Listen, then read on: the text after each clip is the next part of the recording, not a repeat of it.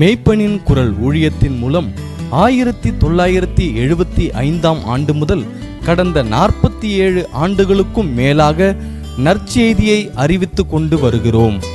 1976 ஆண்டு முதல் ஃபீபா வானொலி மூலம் 27 ஆண்டுகள் நற்செய்தி அறிவித்து வந்தோம். இப்பொழுது இந்த டிவி நிகழ்ச்சியின் மூலம் உங்களை சந்திப்பதில் மகிழ்ச்சி அடைகிறோம். மேய்ப்பனின் குரல் ஊழியத்தின் மூலம் நடைபெறும் ஊழியங்கள்: ஆவிக்குரிய புத்தகங்கள், ஆவிக்குரிய கூடுகைகள், குடும்ப முகாம்கள், ஒடிசா மேற்கு வங்காள பழங்குடி மக்கள் மத்தியில் மிஷனரி ஊழியங்கள், மாதந்தோறும் தமிழில் மேகசீனையும் ஆங்கில மொழியில் நியூஸ் லெட்டரையும் வெளியிடுகிறோம். சகோதரி பியூலா நியூட்டன் அவர்களின் தின தியானங்களை யூடியூபில் தினமும் அதிகாலை 5 மணி அளவில் வெளியிடுகிறோம். மேகசின், நியூஸ் லெட்டர், தின தியானங்களை வாட்ஸ்அப்பில் பெற விரும்புவோர் திரையில் காணும் எண்களை தொடர்பு கொள்ளவும். இதன் இணை ஊழியமான மகனாயும் சம்பூர்ண ஊழியத்தின் மூலம் நடைபெறும் ஊழியங்கள்: மேய்ப்பனின் குரல் தமிழ் பத்திரிகை ஊழியம், 16 இடங்களில் சிறுவர் ஊழியங்கள், வாலிபர் மத்தியில் ஊழியங்கள், கிராம ஊழியங்கள், ஆலயம் கட்டுதல், ஏழைகளுக்கு உணவளித்தல், பெண்கள் திறன் மேம்பாட்டு பயிற்சிகள். எங்களை தொடர்பு கொள்ள விரும்புவோர் திரையில் காணும் எண்களை தொடர்பு கொள்ளவும். அன்பானவர்களே, ஆண்டவராகிய இயேசு கிறிஸ்துவின் நாமத்தில் உங்களை வாழ்த்துகிறேன். நம்முடைய முற்பிதாக்களில் ஒருவரான யாக்கோபை பற்றி நாம் எல்லாரும் அறிவோம். அந்த நாட்கள்ல யாக்கோபு தன் குடும்பத்தை விட்டு ஓடி தன்னுடைய மாமன் வீட்டுக்கு போனான். அங்க போன உடனே அவன் முதல்ல சந்தித்தது தன்னுடைய மாமன் மகளாகிய ராகேல். ராகேல் மிகுந்த அழகுள்ளவளாக இருந்தாள். உடனே அவன் அதிகமாய் அவளை நேசிக்க ஆரம்பிச்சான். அவங்க மாமன் லாபான் சொன்னா, நீ என் மகளுக்காக நீ என்கிட்ட 7 வருஷம் வேலை செய்யின்னு சொன்னான். அவன் கஷ்டப்பட்டு ராகேல் மேல் இருந்த பிரியத்தினாலே 7 வருஷம் வேலை செஞ்சான். ஆனா திருமண நாள் வந்தபோது அவன் தன் மூத்த மகளாகிய லேயாளை கொண்டு போய் யாக்கோபுக்கு திருமணம் பண்ணி வைத்து விட்டான். காலையில யாக்கோபு எழுந்து பார்த்தபோது, ஐயோ, தான் ராகேலை திருமணம் செய்யவில்லை, மூத்த மகளை கொடுத்து ஏமாத்திட்டாங்கன்னு சொல்லி அவன் கோபப்பட்ட போது அவங்க மாமன் சொன்னான், மூத்த மகள் இருக்கும்போது இளைய மகளை கொடுப்பது இவ்விடத்து வழக்கம் அல்ல, என்னுடைய இளைய மகளையும் உனக்கு தருகிறேன் என்று சொல்லி அவளையும் திருமணம் பண்ணி வைத்து விட்டார். ஆனால் வேதத்துல வாசிக்கிறோம், யாக்கோபு லேயாளை பார்க்கிலும் ராகேலை அவன் அதிகமாய் நேசித்தான் என்று சொல்லி. ஒருவேளை தான் விரும்பாமல் திருமணம் செய்து வைக்கப்பட்ட பெண் தான் லேயாள். ஆனாலும் அவன் தன் மனைவியாகிய லேயாளை நேசிக்கவில்லை, அவன் ராகேலை அதிகமாய் நேசித்தான். வேதத்துல வாசிக்கிற ஆதியாகமம் 29 அதிகாரம் 31 வசனம், லேயாள் அற்பமாய் எண்ணப்பட்டாள் என்று கர்த்தர் கண்டு அவள் கற்பம் தரிக்கும்படி செய்தார். அருமையானவர்களே, லேயாள் அற்பமாய் எண்ணப்பட்டாள். இத உலகம் பார்க்கல, அவன் புருஷன் அதை உணரல, அவளுடைய தங்கையும் அதை உணரல. ஆனா கர்த்தர் பார்த்தார். இதை கேட்டுக்கொண்டிருக்கிற அருமையான சகோதரனே, சகோதரியே, இருக்கிற சூழ்நிலையில ஒருவேளை நீங்க மற்றவர்களால் அற்பமாய் எண்ணப்படுகிறீர்களோ, இந்த லேயாளுக்கு கூச்ச பார்வை இருந்ததாம். அதனால அவள் மற்றவர்களால், மனிதர்களால், கணவனால் கூட நேசிக்கப்பட முடியவில்லை. ஏதோ ஒரு குறைபாடு இருக்கிறதுனால மற்றவங்க என்னை நேசிக்கல, எனக்கு இந்த குறை இருக்கிறதுனால என் பெற்றோர் கூட என்னை நேசிக்கல, என்னோட வேலை பார்க்கிறவங்க என்னை நேசிக்கல என்று சொல்லி கலங்கி நிற்கிறீர்களோ, உங்களுக்கு தான் இந்த செய்தி. லேயாள் அற்பமாய் எண்ணப்பட்டது கர்த்தர் பார்த்தார். ஒருவேளை நீங்க அற்பமாய் எண்ணப்படுகிறத கர்த்தர் பார்க்கிறார். மற்றவங்க மேல ஒரு நாளும் பொறாமப்படாதீங்க, ஒரு நாளும் கோபப்படாதீங்க. இந்த லேயாள் தன் தங்கை மேல் பொறாமைப்படவோ தன் கணவனோடு கூட சண்டையிடவோ இல்லை. ஆனா அவள் முழுமையாய் கர்த்தரை சார்ந்து விட்டாள்.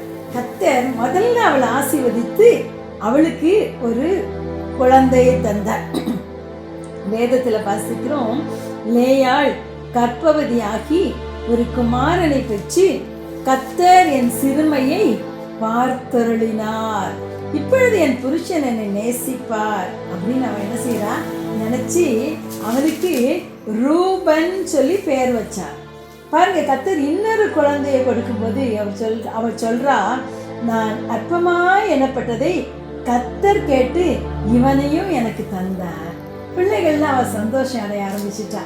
கணவன் அன்பு கிடைக்காட்டாலும் பரவாயில்ல, கர்த்தர் என்னை பார்த்தாரு, எனக்கு இன்னொரு குழந்தைய கொடுத்தாரு. பாருங்க, அடுத்து ஒரு பையனை பெறும்போது அவள் வேதம் விதமாய் சொல்கிறது, மறுபடியும் அவள் கர்ப்பவதியாகி ஒரு குமாரனை பெற்று இப்பொழுது கர்த்தரை துதிப்பேன்.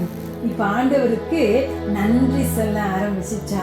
முறுமுறுக்கல, கோவப்படல, பரவாயில்ல, என் கணவன் நேசிக்காட்டா பரவாயில்ல, கர்த்தர் எனக்கு பிள்ளைகளை கொடுத்திருக்கிறார், நான் ஆண்டவரை துதிப்பேன் என்று சொல்லி அவர் துதிக்க ஆரம்பித்து விட்டார். அப்படியாக லேயாள் அற்பமாய் எண்ணப்பட்டதை கர்த்தர் பார்த்தார். திரும்ப இன்னொரு பிள்ளையை கொடுக்கும்போது லேயாள் சொல்றா, நான் பாக்கியவதி, ஸ்ரீகள் என்னை பாக்கியவதி என்பார்கள். பாருங்க, இப்போ அவளுக்கு இன்னும் சந்தோஷம், நான் பாக்கியம் பெற்றவள். ஒருவேளை உங்க குறையே நினைச்சிட்டு அழுதுட்டே இருக்காதீங்க, உங்க குறையவே நினைச்சிட்டு முறுமுறுத்து கொண்டு இருக்காதீங்க, மற்றவங்க மேல பொறாமப்படாதீங்க. லேயாளை போல கர்த்தரை துதிக்க ஆரம்பிச்சிருங்க. கர்த்தர் கொடுத்திருக்கிற மற்ற ஆசீர்வாதங்களுக்காக கர்த்தரை துதிக்க ஆரம்பிச்சிருங்க. நீங்க ஆண்டவருடைய சைட்ல ரொம்ப ப்ரெஷியஸ்னு மறந்து போகாதீங்க. நீங்க ஆண்டவருக்கு பிரியமான பிள்ளை. மனிதர்கள் உங்களை வெறுக்கலாம், ஆண்டவர் உங்களை நேசிக்கிறார், ஆண்டவர் உங்களோடு கூட இருக்கிறார். மற்றவங்க என்னை அற்பமா நினைக்கிறாங்கன்னு சொல்லி கவலைப்பட்டு அழுதுட்டு துக்கமாவே இருக்காதீங்க. இந்த லேயாளுடைய முடிவை பார்த்தால், இந்த ராகேல் கொஞ்ச நாள் தான் கணவனோட வாழ்ந்தான்.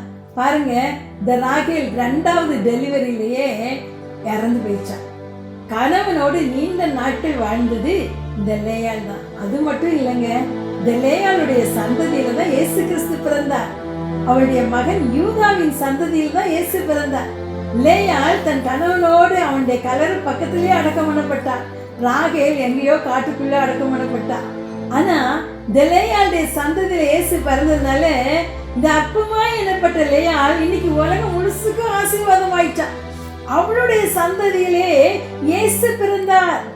ஒருவேளை கலங்கவே கலங்காதீங்க, நீங்க ஆண்டவரை துதிக்க ஆரம்பிங்க. ஆண்டவருடைய பிள்ளைன்னு சொல்லி அவரை ஸ்தோத்திரம் பண்ண ஆரம்பிங்க.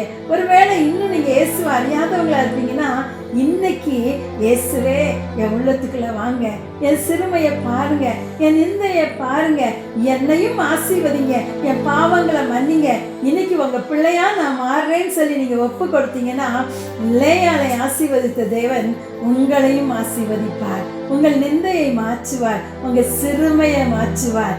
அவர் இன்றைக்கு உயிரோடு இருக்கிறார். அவர் மனமாற மனிதன் அல்ல, பொய் சொல்ல மனு புத்திரனும் அல்ல. அவர் சொல்லியும் செய்யாது இருக்க மாட்டார், வசனித்து நிறைவேற்றாது இருக்க மாட்டார். வேத வசனம் சொல்கிறது, அவர் பட்சபாதம் உள்ளவர் அல்ல. லேயாளை நினைத்து ஆசீர்வதித்தவர் உங்களையும் நினைத்து ஆசீர்வதிப்பார். அருமையானவர்களே, எல்லாருமே ஆண்டவருடைய சிருஷ்டிகள். ஆண்டவருடைய பார்வையிலே யாருமே அற்பமானவர்கள் கிடையாது. நம்ம ஜாக்கிரதையா இருக்கணும். வேதத்துல வாசிக்கிறோம், லூக்கா 18ஆம் அதிகாரத்துல இதை குறித்து 9-10 வசனங்கள்ல வாசிக்கிறோம். அன்றியும் தங்களை நீதிமான்கள் என்று நம்பி மற்றவர்களை அற்பமாய் எண்ணின சிலரை குறித்து அவர் ஒரு ஊமையை சொன்னார். 2 மனுஷர் ஜெபம் பண்ணும்படி தேவாலயத்துக்கு போனார்கள். ஒருவன் பரிசேயன், மற்றவன் ஆயக்காரன். நீங்க நிறைய பேர் நினைச்சுக்கிறாங்க, நான் தான் நீதிமான், நான் தான் பரிசுத்தவன், நான் தான் நல்லவன். நிறைய நேரம் அப்படிதான் நினைச்சுக்கிறோம்ல. நான் ஒழுங்கா காணிக்க கொடுக்கிறேன், நான் தசமபாகம் கொடுக்கிறேன், நான் ஜெபம் பண்றேன், நான் பைபிள் வாசிக்கிறேன், நான் ரொம்ப நல்லவன், நான் ரொம்ப நல்லவன். அவங்கெல்லாம் மோசம் இல்ல. அப்படி ஒரு நாள் நினைக்க கூடாது என்று சொல்லி ஆண்டவர் சொல்லுகிறார். அந்த பரிசேயன் போய் ஜெபம் பண்ணானாம், ஆண்டவரே, நான் பரிகாரர், அநியாயக்காரர், விபச்சாரக்காரர், இப்படிப்பட்டவங்களெல்லாம் போல நான் இல்லை, அதுக்காக ஸ்தோத்திரம்னு சொன்னான். நான் தசம பாகம் கொடுக்கிறேன், சம்பாத்தியத்துல எல்லாம் கரெக்டா தசம பாகம் கொடுக்கிறேன், வாரத்துல 2 நாள் உபவாசிக்கிறேன். நிறைய நேரம் நம்முடைய சுய நீதியை நம்ம இப்படிதானே சார்ந்து கொண்டு இருக்கிறோம். நான் கரெக்டு நினைச்சுக்கிறோம், நான் ரொம்ப கரெக்டு. ரொம்ப கரெக்டு, நான் ரொம்ப நல்லா பைபிள் வாசிக்கிறேன், ஜெபம் பண்ணுறேன், ஒழுங்காக ஆலயத்துக்கு போகிறேன், தசம பாக்கத்தை அள்ளி அள்ளி கொடுக்குறேன், காணிக்க எல்லாம் அருமையானவர்களே. ஆண்டவருடைய வழியில நடக்காவிட்டால் நாம் நீதிமானாக்கப்படவே முடியாது. முதல்ல ரட்சிக்கப்பட்ட புதுசுல ரொம்ப தாழ்மை இருக்கும், ரொம்ப அன்பு இருக்கும், ஆண்டவரை நேசிப்போம், ஓடுவோம், எல்லாரையும் நேசிப்போம். ஆனால் நாளாக நாளாக இருதயம் கடினப்பட்டு விடுகிறது. மறுபடியும் ஒரு சுய நீதி உள்ள வந்துடுது. நான் ரொம்ப கரெக்டு, நான் நீதிமான் நினைச்சுக்கிறோம். ஆனால் இன்னொருத்தர் என்ன செஞ்சானா, தன் கண்களை கூட வானத்துக்கு ஏறெடுக்க துணியாமல் மார்புல அடிச்சுக்கிட்டு, ஆண்டவரே பாவியாகி என் மேல் கிருபையாயிரும் சொன்னானா. வேதம் சொல்கிறது, அவன் அல்ல, இவனே நீதிமானாக்கப்பட்டவனாய் திரும்பி சென்றான். ஆண்டவருடைய சமூகத்துல போகும்போதெல்லாம் நான் ஒண்ணுமே இல்லை ஆண்டவரேன்னு சொல்லி பாருங்களேன். நம்முடைய நீதி எல்லாம் அழுக்கான கந்தையா அருமையானவர்களே. என்னுடைய எல்லா நீதியும் அழுக்கான கந்தை. ஆண்டவர்கிட்ட போகும்போதெல்லாம், ஆண்டவரே நான் ஒன்றும் இல்லைப்பா, என் நீதியெல்லாம் கந்த, என்னை உயர்த்தி வச்சுக்கிறீங்களே உங்க கிருபை, என்னை நேசிக்கிறீங்களே உங்க கிருபை, என்னை ஆசீர்வதிச்சிருக்கிறீங்களே உங்க கிருபப்பா, இந்த கிருபையில நான் நிலைச்சிருக்கணும்னு சொல்லி பாருங்களேன். கர்த்தர் உங்களை உயர்த்தி கொண்டே இருப்பார், கிருபை மேல கிருபையை கொடுத்து கொண்டே இருப்பார். ஆகவே யாரையும் அற்பமா நினைச்சிட்டு உங்களை குறித்து மேன்மையா எண்ணாதீங்க. மத்தேயு 18ஆம் அதிகாரம் 10ஆம் வசனத்துல இவ்விதமாய் வாசிக்கிறோம். இந்த சிறியரில் ஒருவனையும் அற்பமாய் எண்ணாதபடிக்கு எச்சரிக்கையாய் இருங்கள். அவர்களுக்குரிய தேவதூதர்கள் பரலோகத்திலே என் பரம பிதாவின் சமூகத்தை எப்பொழுதும் தரிசிக்கிறார்கள் என்று உங்களுக்கு சொல்கிறேன். இந்த சிறியரில் ஒருவரையும் அற்பமாய் எண்ணாதபடிக்கு எச்சரிக்கையாயிருங்கள். அவளுக்குரிய தேவதூதர்கள் பரலோகத்துல பரமபிதாவின் முகத்தை தரிசிக்கிறாங்க.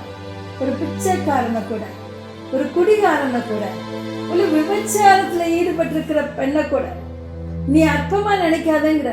ஆண்டவர் சொல்றது, உனக்கு முன்னே ஆயக்காரரும் வேசிகளும் பரலோகத்துக்கு போயிடுவாங்க, முந்தினோர் அநேகர் பிந்தினோராயும் பிந்தினோர் முந்தினோராயும் இருப்பாங்கன்னு சொன்னாரு. ஒரு நிமிஷத்துல ஆண்டவர் அவங்களை ரட்சிக்க முடியும், ஒரு நிமிஷத்துல ஆண்டவர் அவங்களை மாற்ற முடியும். நம்ம யாரையும் நியாயம் இருக்கக்கூடாது, யாரையும் அற்பமா நினைக்க கூடாது. ஒவ்வொருத்தரும் ஆண்டவருடைய சைட்ல பிரஷியஸ், ஆண்டவருடைய பார்வையில ஒவ்வொருத்தரும் விசேஷமானவர்கள். உண்மையான சகோதரனே சகோதரியே, யாரையும் அற்பமா நினைக்காதீங்க. ஒவ்வொருத்தருக்கும் ஆண்டவர் ஒரு தூதர்களை வைத்திருக்கிறார், நமக்கு தெரியாது. நம்ம அவங்கள அற்பமா நினைச்சோன்னா அந்த தூதர்கள் நேரம் மேல போயிடுவாங்க ஆண்டவர்கிட்ட. ஆண்டவரே, நீங்க உண்டாக்குன இந்த பிள்ளைய அவங்க ரொம்ப அற்பமா நினைக்கிறாங்க, ரொம்ப அற்பமா ட்ரீட் பண்றாங்க. இல்லையால் அற்பமா எண்ணப்பட்டதை கர்த்தர் பார்த்தார்ல, ராகேல் வாழலுங்க. நம்ம நல்லா இருக்கணும்னா யாரையும் அற்பமா நினைக்கக்கூடாது, எல்லாரையும் ஈக்குவலா ட்ரீட் பண்ணுங்க. அவங்களும் ஆண்டோடைய பார்வையில விசேஷமானவங்க நினைங்க. அப்ப கர்த்தர் உங்களை ஆசீர்வதிப்பார். ஜெபிக்கலாமா? ஒருவேளை உங்க மனைவியையோ அல்லது ஒரு ஞானமில்லாத ஒரு பிள்ளையையோ அல்லது வேற யாரையோ, உங்க குடும்பத்துல யாரோ இருக்கலாம், வெளியில உள்ள யாரோ இருக்கலாம், உங்க வீட்டுல வேலை செய்யறவங்களா இருக்கலாம், யாரையும் அற்பமா நினைக்காதீங்க. கர்த்தர் பார்த்து கொண்டே இருக்கிறார். உங்க இருதயத்தின் நினைவெல்லாம் அவருக்கு தெரியும். அந்த பரிசேயன் தசமபாகம் கொடுத்தான், காணிக்க கொடுத்தான், அவன் மற்றவங்கள மாதிரி ஒரு அநியாயம் பண்ணல, நீதிமானாய் நடந்தான். ஆனாலும் ஆண்டவர் சொல்றார், அவன் நீதிமானாக்கப்படவில்லை. ஜாக்கிரதையா இருப்போம். யாரையாவது அற்பமா நினைச்சு ட்ரீட் பண்ணீங்கன்னா இப்ப மன்னிப்பு கேளுங்க ஆண்டவர்கிட்ட. நீங்க எல்லா காரியமும் நல்லா செய்யலாம், அற்பமா நினைச்சிருந்தீங்கன்னா ஆண்டவர்கிட்ட மன்னிப்பு கேளுங்க. இயேசுப்பா என்னை மன்னிங்கன்னு சொல்லுங்க. ஒருவேளை சகோதரனே சகோதரியே, மற்றவர்களால் அற்பமா எண்ணப்பட்டு அப்படியே சோர்ந்து தாழ்வு மனப்பான்மைக்கு இடம் கொடுத்து டிப்ரெஷன்ல இருக்கிறீங்களோ, கர்த்தர் உங்களோடு கூட பேசி கொண்டு இருக்கிறார். எழுந்துருங்க, தூசியை விட்டு எழுந்துருங்க. கர்த்தர் உங்களை நேசிக்கிறார். உங்களுக்காக ஜெபிக்க போகிறேன். அன்பின் தகப்பனே, தர்மையான ஜெப நேரத்தில் ஆண்டவரே, அப்பா, மற்றவர்களால் அற்பமா எண்ணப்பட்டு கண்ணீரோடு துக்கத்தோடு வேதனையோடு இருக்கிற பிள்ளைகளோடு நீங்க பேசி கொண்டிருக்கிறீங்க. ஸ்தோத்திரம். இயேசுவின் நாமத்தினாலே கர்த்தர் அவர்களை ஆசீர்வதிப்பீராக என்று சொல்லி ஜெபிக்கிறோம். சிறுமைப்பட்ட நாட்களுக்கும் துன்பத்தை கண்ட வருஷங்களுக்கும் சரியாய் அவர்களை மகிழ்ச்சியாக்குவீராக. அவர்கள் வெட்கம் அனுபவித்த சகல தேசங்களிலும் அவர்களை புகழ்ச்சியும் கீர்த்தியுமாய் வைப்பீராக. இயேசுவின் நாமத்தினாலே தாழ்வு மனப்பான்மை, டிப்ரெஷன் வெளியேறுவதாக என்று சொல்லி ஜெபிக்கிறேன். கர்த்தருக்குள் திடப்படுத்தி கொண்டு எழுந்திருக்க, கர்த்தர் என்னை நேசிக்கிறார், இயேசு என்னை நேசிக்கிறார், நான் பாக்கியசாலி என்று உம்மை துதிக்க கிருபை தாங்கப்பா. அதே நேரம் யாராவது மற்றவர்களை அற்பமா எண்ணி இருப்பாங்களானால் அவங்களோடு கூட நீங்க பேசிக்கொண்டே இருக்கிறீங்கப்பா. ஆண்டவரே, அப்படிப்பட்டவர்களை அற்பமா எண்ணாதபடி எல்லாரும் ஆண்டவருடைய பார்வையிலே முக்கியத்துவம் உள்ளவர்கள் என்பதை நினைத்து அவர்களை நேசிக்க, அவர்களிடத்தில் அன்பு காட்ட, அவர்கள் குறைகளை அன்பா எடுத்து சொல்ல கர்த்தர் அவர்களுக்கு கற்றுத்தருவீராக என்று ஜெபிக்கிறோம். கர்த்தர் அப்படி செய்வதற்காய் நன்றி அப்பா. துதிக்கான மகிமை உமக்கே செலுத்துகிறோம், இயேசுவின் நாமத்தில் பிதாவே, ஆமென், ஆமென். பிரதி மாதம் செவ்வாய்க்கிழமை காலை 10:30 மணி முதல் மதியம் 12 மணி வரை மேய்ப்பனின் குரல் அலுவலகத்தில் உபவாச ஜெபம் நடைபெறும். வியாதியஸ்தர்களுக்காக ஜெபம் ஏறெடுக்கப்படும். மனக்குழப்பத்தில் செய்வதறியாது திகைப்பவர்களுக்கு ஆவிக்குரிய ஆலோசனைகளும் வழங்கப்படும். எங்களை தொடர்பு கொள்ள விரும்புவோர் திரையில் காணும் எண்களை தொடர்பு கொள்ளவும்.